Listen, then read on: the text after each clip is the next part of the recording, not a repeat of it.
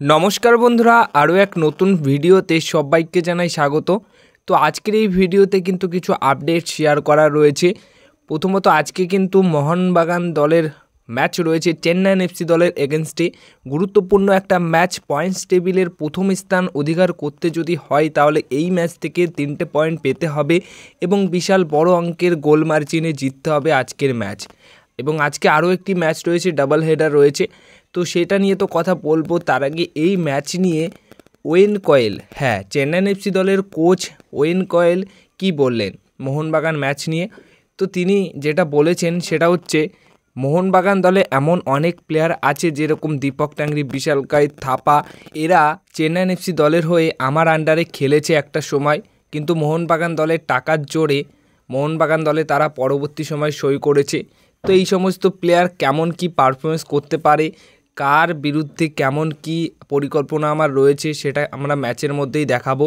এবং আমি জানি যে কে কেমন খেলতে পারে, সেই অনুযায়ী আমার পরিকল্পনা রয়েছে। এখন শুধু ম্যাচটার জন্য অপেক্ষা করছি।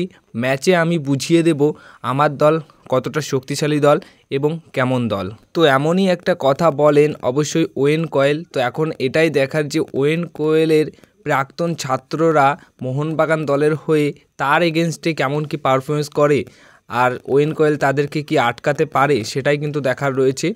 তো এবার এই ম্যাচে মোহনবাগান দলের প্লেইং 11 কী হতে পারে সেটা নিয়ে তোমাদেরকে আপডেট শেয়ার করি। তো মোহনবাগান দলের প্লেইং 11-এ কোনো রকম পরিবর্তন হবে না, সেই একই থাকবে। তো প্লেইং 11-এর ফরমেশন 4-2-3-1 থাকছে, যেখানে গোলকিপারে খেলবেন বিশাল কাইত, দুজন সেন্টার ব্যাক পজিশনে খেলবেন অ্যালবার্তো রদ্রিগেজ এবং টম অ্যালড্রেড।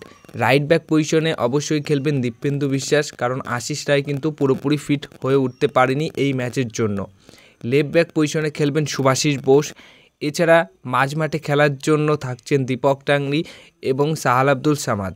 তো দীপক টাংরির বদলে অনিরুদ্ধ থাপাও প্রথম থেকে শুরু করতে পারেন এবং একজন অ্যাটাকিং মিডফিল্ড পজিশনে খেলবেন দিমিত্রি পেট্রাস।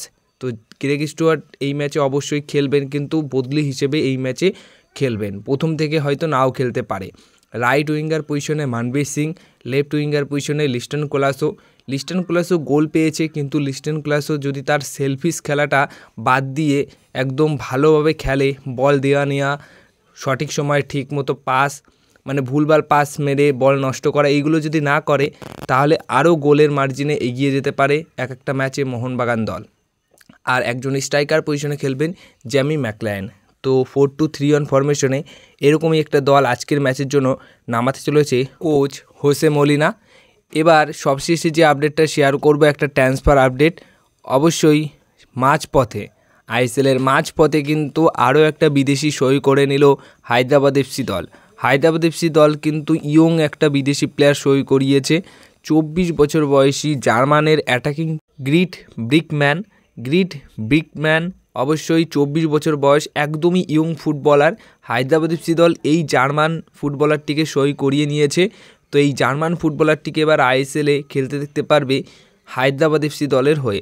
তো হায়দ্রাবাদ এফসি এই নিয়ে দুটি ইয়ং বিদেশি প্লেয়ারও কিন্তু সই করিয়ে নিল তার দলে।